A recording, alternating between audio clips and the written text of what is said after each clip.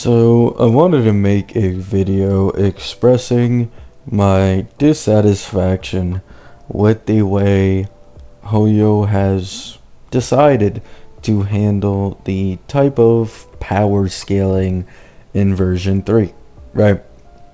Now, it's basically all just fallen apart because of them choosing to make Evernight who she is, and it's just so sad because the game was doing so well, right? Like the balancing for this version before Evernight came out was the best it's ever been in this game, right?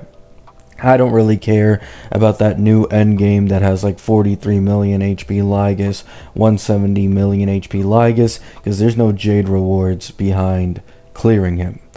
But my day with sustain in his optimal team, with being able to get damage off as often as possible, he was actually one of the strongest DPSs in the game in sustain teams, right? If you were to compare other characters to their sustain teams as well. And of course, Cassie was number one. Not only that, but she is just the most versatile DPS in the entirety of the game for clearing endgame content now, because of everybody on her team being a sub DPS. So it was okay, right? Not only is she the strongest in sustain, but she just has the best general value for being top tier in every single endgame mode. For an anniversary character, it's understandable, but she wasn't power creeping the rest of the cast by some noticeable margin, right? For example, the rest of the cast had options such as sustainless that would reward people who actually farm and play correctly and possibly just outperform, let's say, Cassie or My Day, other teams in sustain, right? Same with Phanon. We've seen this one as of recent. Sustainless Phanon is incredibly strong, as in a lot of cases you can get 2 ultimates before you or your teammates die, and so this is really strong since it means you can just fully rely on Phanon's damage output. He shreds through everything. Right. Aggie has really strong E1 investment. Sunday E1 is also really huge for investment. So at a slightly higher cost levels, Aggie as well had other ways to improve herself.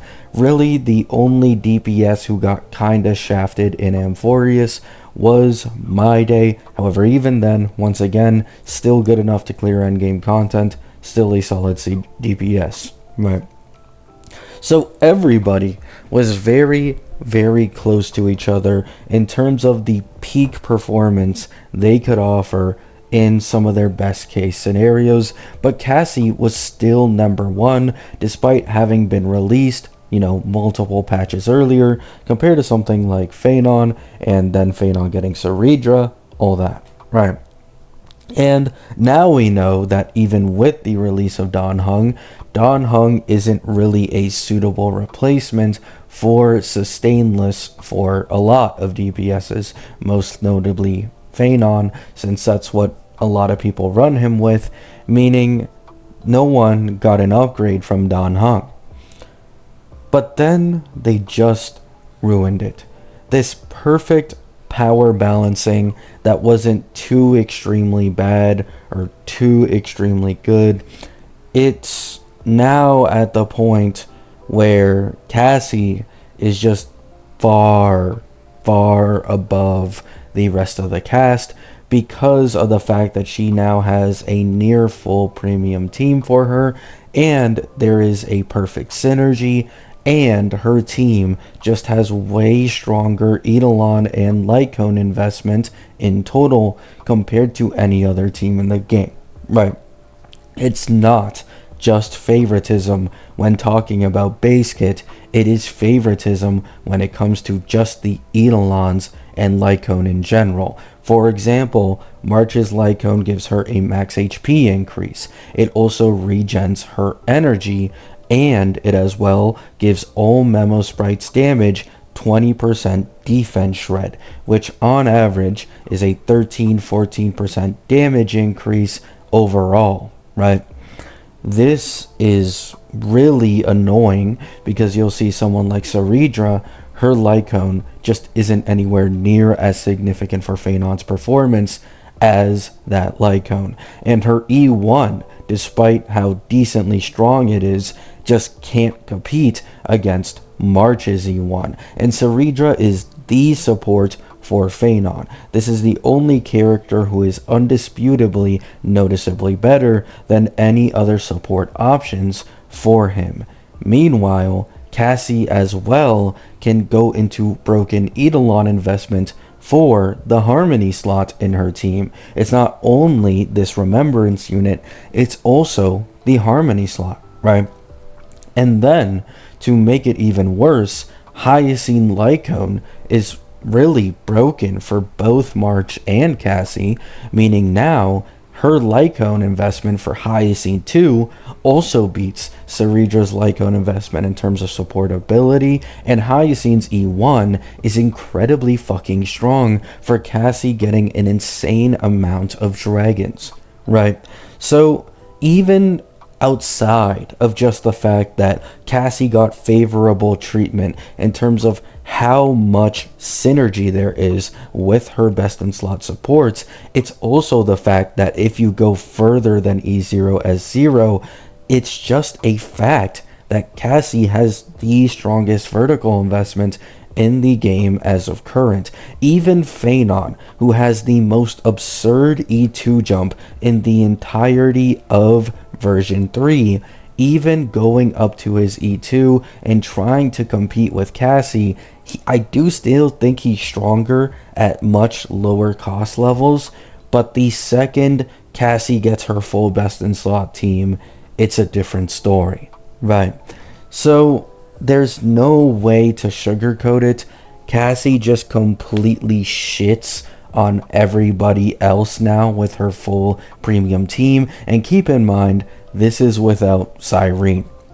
If Cyrene has true damage buffing, then Cassie's team is getting even further buffed by a noticeable amount. Plus, she's going to have a Memo Sprite that attacks, which, once again, will just be another buff to the team. Memo Sprite acting, regens energy for March as well. I can go on and on and on. This version was looking incredibly promising when it came to the power balancing for characters, but Honkai Star Rail devs, whoever it was that decided to do this for Cassie, simply ruined it out of greed, right? Now, this isn't actually too big of a deal in the grand scheme of things. I've talked about this before. New version power creep is very noticeable most of the time, so do not be surprised if, like in 4.0, let's say Constance plus the new Hanabi, those two are as strong, if not stronger, at lower costs than the Cassie premium team. However, it just sucks, right? We were very, very close to having a fairly balanced version despite a ton of DPS releases. They just threw it out the fucking window. They made Cassie the undisputed GOAT in every single endgame mode. Her single target is incredibly strong. Her AoE probably shits on anyone else in the game at this point, right? I can go on and on. She is just the Annie unit. And I do understand why they did it, right? Here's the reality. I have been on to HSR having favoritism towards their Annie characters for a while now. Despite the fact that we only had Acheron as an example, I knew this would probably be common going forward, because the reality is anniversary characters are usually when most people are coming back to the game, right? I even experienced this with my own cousin. The reason he came back to HSR was solely because of Cassie coming up in the anniversary. And so when you have this huge influx of players, you want them to have an easy, breezy time going through the endgame content without trying to power creep everybody else in the game instantly. So they drop someone like Castorus, super valuable in every single endgame mode, also one of the strongest in the game. Then you release best in slot supports over and over and over again, because since the majority of the player base has Cassie more than any other DPS from Amphorius, it means they will be more inclined to pulling her best in slot supports, and Hoyo makes more money, right? But it's simply disappointing from a veteran player's perspective. This doesn't, make me want to quit the game. It doesn't make me, suddenly hate the game. It's just what could have been, right? What could have been. Genuinely, I would have loved to see it. However, at this point, I think we're just never going to see it. I don't think it's ever going to happen, and they're just going to continue this Annie character shilling, and the next up on the block is Yai Sakura. Now, I will say, I like anniversary characters. Acheron, Castorus, and upcoming Yai Sakura. All three of these characters are some of my favorites in the entirety of the game, so I'd pull them anyways. However, even then, it's simply disappointing, right? Love you all. Let me know your thoughts down in the comments, and peace out.